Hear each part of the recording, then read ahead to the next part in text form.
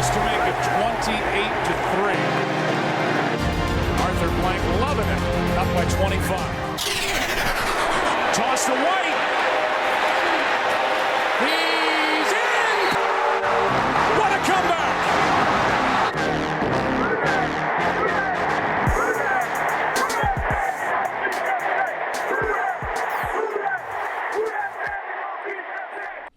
All right, welcome back to another episode of the 28-3 podcast. Today is Panthers preview day. Here we go. I'm excited. Big game. Exciting game, right? As big a game for a 2-6 team, I guess you can have. I was about to say, exciting is a word. Come roaring back to 3 under 500. I guarantee you it'll be the least watched game of the NFL slate this week. But that said, last episode we actually talked about the irony of the fact that our first game, not really knowing anything about the team in actuality, was a must-win. And it was a must-win because we knew even at week 1 that the Panthers were not good. And we had to win against a not good team. So it was a must-win in week 1. Absolutely was. That proved to be true. So here we are again, playing the Panthers again. And it is, once again, a must-win. I mean, if you want any hope at the year, you know, like there's people saying like, why are we doing this cosplay of pretending we're a playoff team when we're obviously not? So in that sense, if that's your mindset, then it doesn't matter. But if you want to salvage anything out of this season, you have to win this game. Yeah, I feel like the hope for going to the playoffs is over. For me, it pretty much is. Now, I'm not going to root for them to lose out until we're officially eliminated. Yeah. Or if we lose this game. I mean, that's right. I'll never be a Tank fan. You know, like I will never actively. Well, the second we're eliminated from the playoffs, lose them all. But I'll never. It's you know, sorry to be all science fiction-y or like intellectual, but it's kind of a paradox because I will never actively root for the Saints to lose in any game in which I am watching this team. They are my team. They're the city's team. If they're on, I'm rooting for them to win. Now, come May or whenever the draft is held these days, if it just so happens that because of our record we have a great pick, of course I'll be happy with how high our draft pick is. So that's kind of the paradox of a non-playoff team. Yep. The only hope is because of how poor the division is. Again, it's the same situation as last year. Yeah. We ended up a tiebreaker away when we were what was our low point last year record-wise? 3-7? 3-6. Did it ever get that bad? 3-5? 3-5, I think. That was the worst. That was the worst. Yeah. It was. I don't feel like it was as low as 3-7, but I don't think we it lost. Was, no, it was not 3-7. We lost 4 in a row at some point. Was it? Did we ever get to 4-8? I think we started 3-1. No, we started 2-0. We did start 2-0. Then we lost 2-2, and then we won. I think we were 2-2. I think we were 2-2 because he got hurt in the Packers. Titans, Panthers, lost Packers. Then who was next? Can't remember. But anyway, I mean, I think we were not 2-6 at any point. No. I know we weren't 2-6. Correct. We were not at this crossroads last year, and last year was not Dennis Allen's third year at the helm.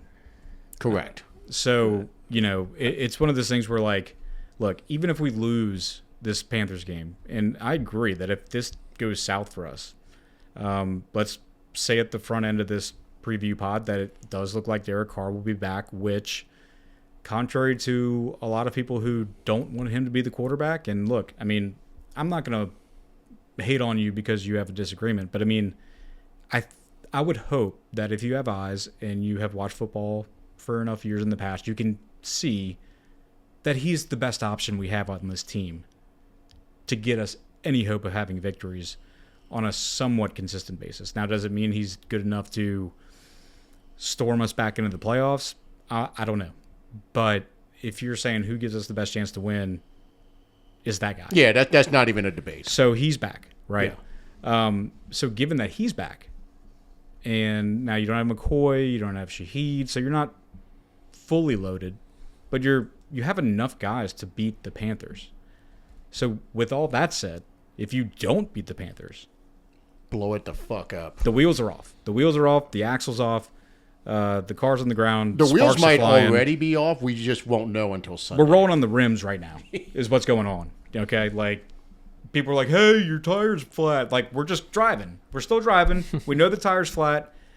and we're trying to pull into a gas station, fill it up, and get enough to get home. I'm gonna say, But if we lose, yeah, the car right now. the car's one of those hydrogen cars that Trump's always talking about. Like, there's nothing left. No, the car nothing- right now you're looks un- like the car at the You're end of Vacation. unrecognizable. National Lampoon's Vacation. That's what the car looks like right now. If we lose on Sunday, the car is going to look like the car in License to Drive at the end. Or shout out to Charles, the Scottish Houdat. We're like the Dumb and Dumber dogmobile flying over the hill, which is sparking at the bottom. That car is great. Don't even compare us to that. So is it a championship car? Is it a playoff The car? Shaggin' Wagon, man. It's a championship car. Goddamn right. All right, it I is. mean, like it's an unserious car, though. Is what I'm saying. Have you ever seen License to Drive? No. Okay, Google it or watch it. It's a great Corey Haim, Corey Feldman, When did Corey Mall. When did this movie come out? Before you were born. Before I was born? Yeah. Probably the year you were born. What year was you 85? born? Oh, it's after that. Oh, good. Yeah, Good. watch Not it. much. What It's like was it? 87, 88, Okay. 87, 88. I mean, do y'all remember it coming out? Yes, I saw it in the theater. I did not see it in the theater, but I remember it. Either way, the car at the end of the movie is the worst looking train wreck of a car you could ever see. That's what this team is going to be if we lose to the Why Panthers is there on a Sunday. terrible looking car at the end of the movie? I'll go ahead and What kind spoil it for you. kind of But movie- why don't we do this? what kind of Go ahead movie and is get this? it. Go ahead and get into your picks, All right. and then I'm gonna pull this picture up for you to see. Yeah, this is the Panthers preview / movie pod, 80s movie pod. Who you We got, should do an Corey? 80s movie episode, kind of Who like you got? Computer Report. Anyway, all right, predictions time. Look, I predicted us to lose last week. It was the first time in a while I did so. While I could easily see, we have a hard time in Charlotte when we've had our best teams. Even some of those breeze squads had a hard time beating the Panthers in Charlotte when those breeze squads had an objectively better team than the Panthers. So it's always a tough place to play for this team. But that said, I really think that this Panther squad is also objectively worse than our team, even in the state that we're in. So I am picking us to win. Especially, look, Derek Carr is going to make a huge difference. He just will. The thing we have been lacking has been any ability to move the ball in offense. The defense last week showed that it can play like not trash. So if the defense can have the same performance as it did against the Chargers, against the Panthers, then I see us winning this game. I don't see it being a blowout. I don't think that, Carr's back and we suddenly jump back into the 40 club. But, give me a 26 to 17 Saints win. I think we start off with a field goal party, a couple touchdowns, maybe in garbage time. But 26 to 17. Is that what I said? Yep. Yeah. And then offensive MVP, I think, first game back, maybe there will be some rust, and you would think it would be Derek Carr, considering that he'll show his value with given how terrible things were when he wasn't there. But I'm going to go with AK. I know that I picked him last week, but No, you didn't. I didn't pick him last week. I picked Taysom last week. That's right. But so I'm going to go with AK this week, changing it up. And he's he's the engine that makes the car go. And Carr's going to look to check down, especially first game back. He might not be shooting down the field that much, especially his favorite toy for deep shots. Shahid's not there. It's give me Derek Carr on offense. And on defense, I'm going to go with a redemption game for Alontae. He kind of screwed it up against Ladd, but they're still going to send him on blitzes. And, he's a motivated individual. And I think the quarterback / receiver combination is going to be right for the picking for him. And so give me Alontae with a pick, a sack, and a couple PBUs. I don't know how many tackles he gets. Minimum 4. Okay. That's it.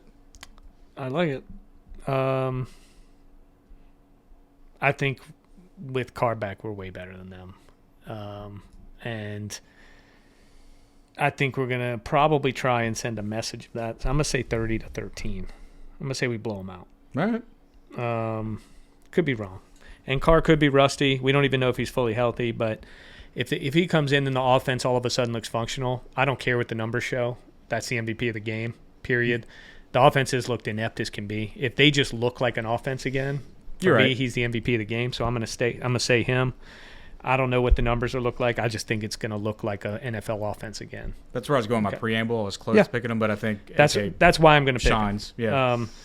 If he gets them organized, things are moving downfield. We're getting first downs. We're just taking pressure off the defense. He'd be my MVP regardless because of how poor it's been for 3 games. He'll be the analog of Pete coming back last week. Yeah. You take 1 quarter away from the last 3 games, and they've scored, 4 field goals? In 2 3/4 games. The offense has been horrible. It's been terrible. Defense.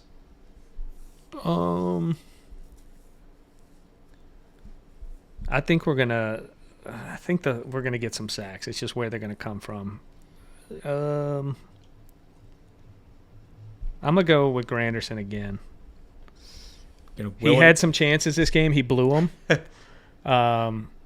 I think he had 2 chances for sacks against San Diego. One was he should have locked up and he didn't. He looks like he's playing well. Got the rest of the squad back. Hopefully Lattimore's back, but I'll go Granderson with a sack. That's it. So I think we come around and then we see where the season goes from there. We were just talking, what does it mean? I think if they don't win the next 3, the season is definitely over, 100%. There's no scenario where you lose to Atlanta and get back in this season. So for me, it has to be a 3-game win streak starting right now. Then I'll reassess at 5 and 6. But if they don't win the next 3, it's certainly over, in my opinion. I like how you're manifesting Granderson. Yeah, that was my pick, but I mean I'm going to pivot now. Okay. All right, so I'm going to go much like the two of you said. I'm going to predict a win. The Panthers are not a NFL team right now. They're simply not. This team they should be relegated to they should be relegated to the AFL. Or the XFL, whichever shitty league there is playing one in the it is. springtime. Yeah, they need to be relegated to one of those leagues. I'm going to go ahead and say that this is a bounce back, almost statement game for us. We talked about on the last episode how the Saints always, when they seem like they're out of it and everything is stacked against them, they still somehow manage to. It's like the Undertaker in WWE. They pop back up. All of a sudden, they're alive again. They make that little mini run when everyone thinks they're dead, and half the fan base kind of wants them to go just stay down and get the better draft pick. Right. But I think we win 28-3. Oh. Yeah. Hey, see what I did there? So I think Bryce Young's going to play because I think the Red Rifle's hand still is dinged up. That's the last thing I read. There's already been 128-3 score so far. Shout out Eagles. I don't think it really matters who plays quarterback for them. With Werner back, I feel like the defense is going to look a lot better, just like they did last week against the Chargers. They're going to look more like they did in the first couple of weeks.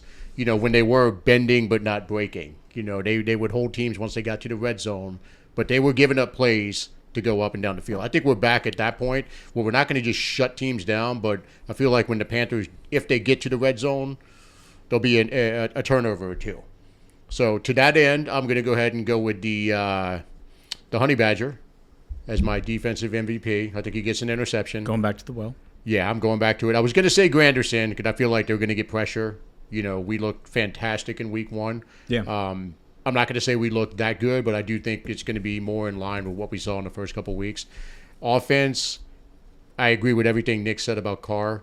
If we look like a functional offense, you gotta give it to the fact that we actually have a functional starting quarterback playing at that point. So, agree with him again that I don't think the numbers are going to be anything crazy. I think it looks very much in line with what we saw in the first couple of weeks. So like 225, 2 touchdowns. Yeah. I don't think he turns the ball over. His last game he played was against the Chiefs, and he did have that horrific interception at the beginning of the game. I think this week we played a little safer. I don't think anyone's going to put up great numbers. I just feel like it's a total team effort at this point. Maybe there's a defensive touchdown. I don't know. But I think Carr, you're going to have to say he's the MVP just for having the offense look like a functional NFL offense, which we have not seen for the past 3 weeks. So you're calling for a total team effort opposite of your now world-renowned quote of the total team fuckery. Yes, I think this You're is going going to away be. from that. No, look, I said the first thing I said. It's Yeah. kind of a rebound week, and granted, it's against the worst team in the league. I don't so think we can't yeah. get too high We're- with this. Yeah, we're like people talk about get right games. Like we're not good enough yet to have quote get right games. But this one feels like a get right game. At best, I think it's a reprieve from going up against quality opponents. Yeah, and I also feel like, there's been all the talk going around about the players only meeting and all that stuff, and that shit usually it gives a doesn't. little bit of a boost, at least at the beginning of the game. Sometimes the wheels fall off after and the coach gets fired, but the coach ain't getting fired here during the season. It's just not happening. Yeah. If it happens, it's going to happen on Black Monday. So I'm going Right. to say we come out fired up, motivated. Everyone plays a little bit better than they have. It's a team victory. Yeah, It's not like the offense is going to be great and the defense is It's going to be both of them are just kind of. There's teams that have an obvious lack of like serious veteran leadership, or are all like if you heard the Panthers were having a team only meeting, you'd be like, okay, all Yeah. right, that's cute. But I think- like we have the oldest team in the league, so if we're having a team only meeting, like you're getting some pretty like big alpha guys. Lest there in be there. no confusion, if this game was against anyone but the Panthers, Yeah. I would probably pick the other team. But we are playing a fucking XFL team on Sunday. Right, which is Who why, just traded away one of their only weapons on offense. They just traded away Deontay right, Johnson. which is all the more reason why it's a must-win. It's your Xavier Leggett breakout game, Max. You've been waiting for. Look, I'm sure I just jinxed it, and we're going to get blown out of the building. I do not. I mean, as Carr's much going to as, throw 4 picks somehow. look, But as much as I love Xavier Legette's country accent, I don't want to see him in the post-game interview because that means things went horribly wrong for us. Yeah, no, I think we get right this week. We win this game, and then it's going to get the fan base somewhat, I guess, awake for the Falcons game. Falcons hate week. That would be nice. Yeah, but we'll see what happens. I think that's what I'm going with. Yeah, I mean, I was trying to think about any. I had another thought about this game. Well, fortunately for you, we have a little segment where you can unleash that thought. I was going to say play for the decal on the helmet. There you go. There you go. But we have a decal on our helmet. We do. But do you have a hot take in your system? Why? Why would I have a hot take? Well, it's that time. Everyone's favorite time of the week. What time would that be, Max? That would be. You want to take this one this week? Well, hold on. Corey's lock. I think it's Corey's Lock of the Week, brought to you by. Norton Leatherman Spine Center There it Okay, is. yeah. in Louisville, Kentucky. All right. Yeah, we can get into it. We can get into it. All right, cool. Chug a beer then. Corey's Locks. Here we go. Another week of locks. We got one lock for you this week. It's the last game we got in October. I'm drinking my nice Urban South Oktoberfest. Urban South does not sponsor us yet, but if you want to, Urban South, shout out. Scary things happen at the end of October, guys. Good teams get knocked off the rails. Bad teams play bad teams. And that's what we got going for us this week in Charlotte, North Carolina. The Saints 2-6 go into the 1-7 Panthers. And scary things could happen, guys. We know Bryce Young's going to be scared. And speaking of scared, speaking of quarterbacks running around, my lock of the week is something that always happens to scared and bad teams, and that is the phenomenon known in the NFL as the double fumble. That's right, folks. There will be a double fumble in this game. I'm not going to say what team's going to double fumble because it could be Derek Carr fumbling, a Panthers player picks it up, runs thinking he's got the whole world in his hands, and then in comes Alvin Kamara to pop it out. Or, more likely, Bryce Young's running for his life. We pop it out. Granderson tries to do something stupid, scoop and score instead of just falling on it, and boom! Ball comes out of his hands. double fumble. So that is my lock of the week. A double fumble by either team in the Saints-Panthers game. Trying to get his first lock right on the season. We're going for attainable opportunities here, guys. Currently 0-2 on the locks. 0-2. And the cool thing is, Max, tell the folks what happens if I get one of these locks right. So for every lock that Corey gets correct, we will add a lock to the chain. Also, I'd be remiss if I didn't shout out Billy Burris. That's right. Y'all all know him. Household name, right? Saints team in 1969. That's the jersey I'm wearing here, folks. You know it by the NFL patch, 50th year. I'm not going to state the sources of where I got this jersey, but let's just say it was worn on Tulane Stadium's gridiron. Billy Burris out of the University of Houston became a CPA later in life, but, who's counting? Anyway. Is he still alive? Nobody knows. So that's your lock of the week, double fumble. Saints-Panthers. There it is. And with that, we'll go ahead and wrap up this episode. Thank you for listening to the 28-3 podcast. Who dat? Who dat? What a comeback!